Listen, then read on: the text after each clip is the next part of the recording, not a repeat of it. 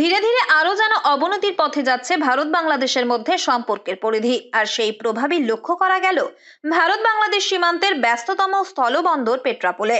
কয়েকদিন ধরেই সীমান্তে একটি অস্থিরতার পরিস্থিতি সৃষ্টি হলেও দেখা গিয়েছিল হাজার হাজার মানুষজন নানা প্রয়োজন সহ চিকিৎসা পরিষেবা নিতে ভারতে থাকলেও তারা ফিরে যাচ্ছেন নিজের দেশ বাংলাদেশে। সেরকম কিছু একেবারে সব ফাঁকা, লোকজন বেশি একটা নেই। ভিসা পেতে তো সমস্যা হচ্ছে না? হ্যাঁ, ভিসা বন্ধ বেশি এখন। আমরা হচ্ছে পাটকেলঘাটা সাতক্ষীরা আমাদের বাসা। আমরা ডাক্তার দেখাতে চাইছি মেডিকেল ভিসায়।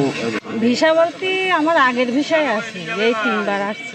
সেটা ঠিক আছে, এখন আমরা তো বাড়িতে বেরোনি পড়ে না, আমরা হচ্ছে কর্মজীবী, তো এই জন্যই আর কি বলবো, বেশি কিছু বলতে পারলাম না। পাশাপাশি বাংলাদেশে থাকা ভারতীয় নাগরিকরাও ফিরে আসছিলেন ভারতে, তবে সেই চেনা ব্যস্ততার ছবিও যেন এখন অনেকটাই হারিয়েছে। ফলে ফাঁকা পেট্রাপোল সীমান্ত, যার প্রভাব শুধু যাত্রী পারাপার নয়, পড়েছে সীমান্ত বাণিজ্যেও।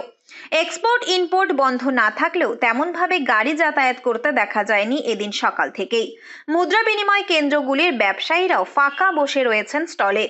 যাত্রী না থাকার কারণে মুদ্রা বিনিময় করতেও পারছেন না বলে জানান তারা।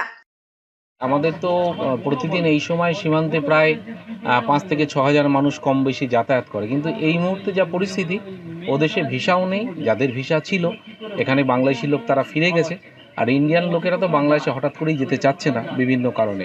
সুতরাং বর্ডারটা পুরো একদম ফাঁকা, আমরা একদম ফাঁকা শুনশান বর্ডারে বসে আছি।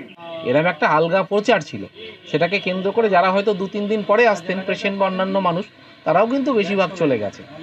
খুব সামান্য মানুষই হয়তো বাংলাদেশি লোক কোনো কারণ এখানে হয়তো ডাক্তার দেখাবেন আটকে আছে, বাকি তারা দেশেই ফিরে গেছেন। এই কারণে বর্ডার পুরো ফাঁকা। হ্যাঁ, মুদ্রা যদি মানুষ না আসে তাহলে কার সঙ্গে আমি কিনবো, আর যদি টাকা কিনতে না পারি বেচবো কার কাছে? সব মিলিয়ে আমরা চুপচাপই বসে আছি। বর্তমানে বাটা 69 টাকা করে আর বিক্রি 140 টাকায় এসে ঠেকেছে বলে জানান।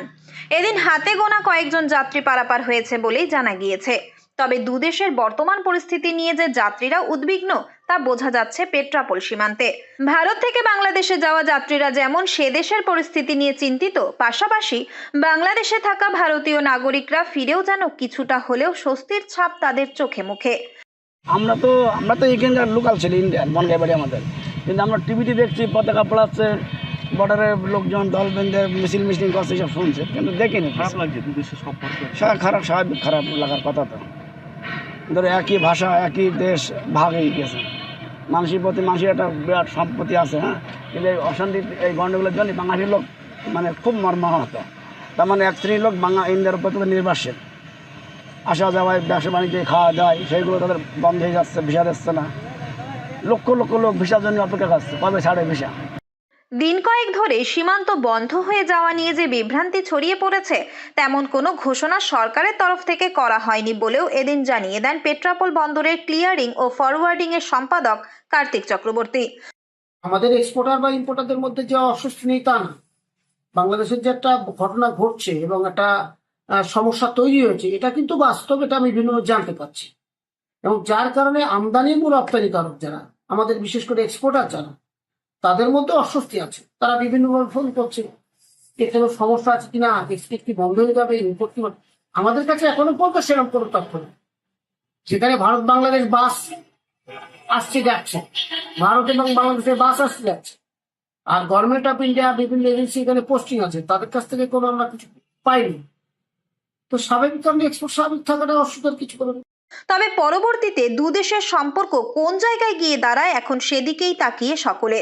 তবে যাত্রী পারাপার না থাকায় এখন ক্ষতির সম্মুখীন সীমান্ত এলাকার ব্যবসায়ীরাও।